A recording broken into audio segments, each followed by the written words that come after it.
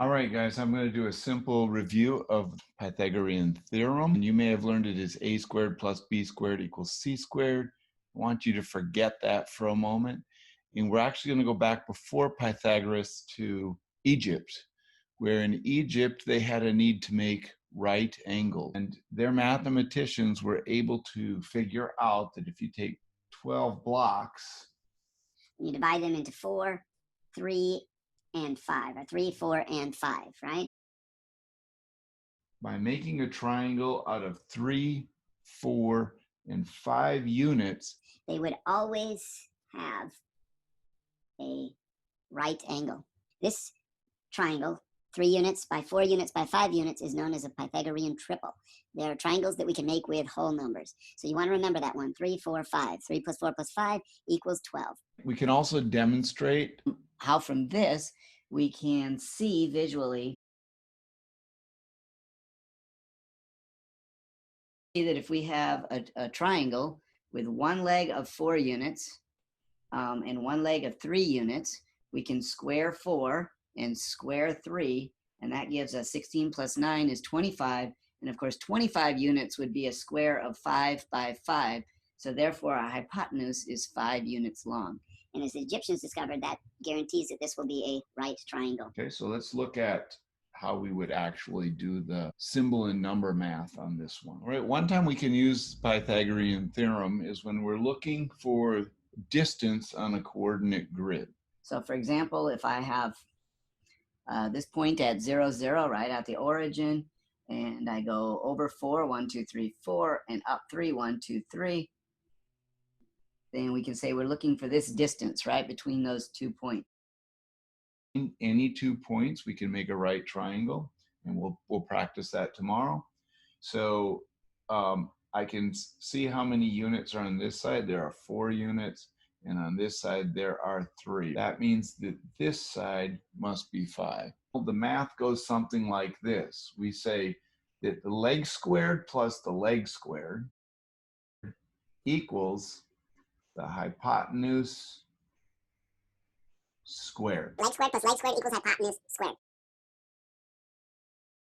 Now be careful, 25 is not the length of our hypotenuse because this is our hypotenuse squared. Therefore, to find our hypotenuse, we need to take the square root, which is the inverse of squaring, in order to get our final answer. I take the square root of 25, which we know is 5 units. Let's look at another problem. Now, how could we make a right triangle from this?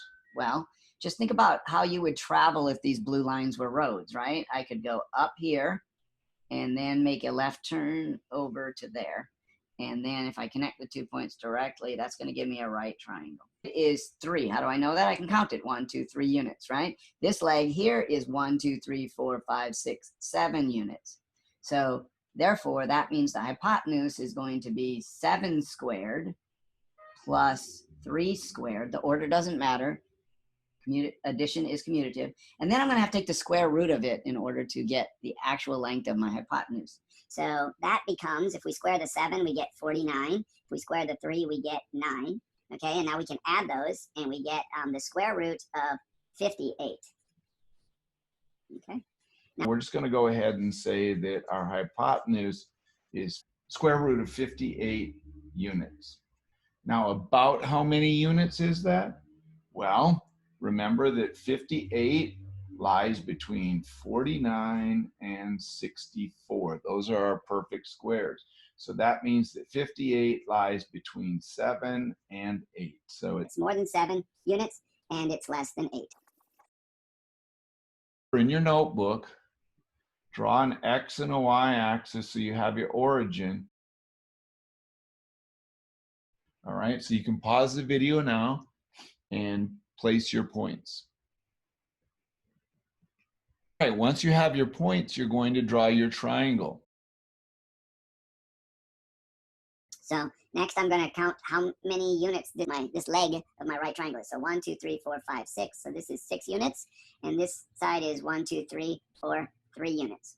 Okay, in order to find the hypotenuse, I'm going to take the square root of 3 squared plus 6 squared.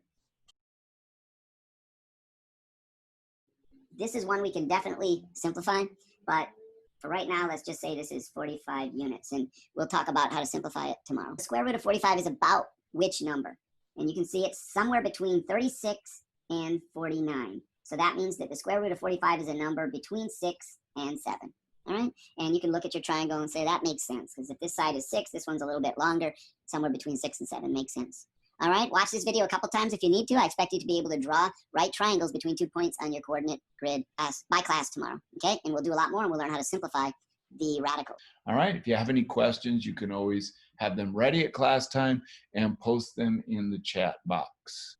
Remember, I see math in everything. In everything.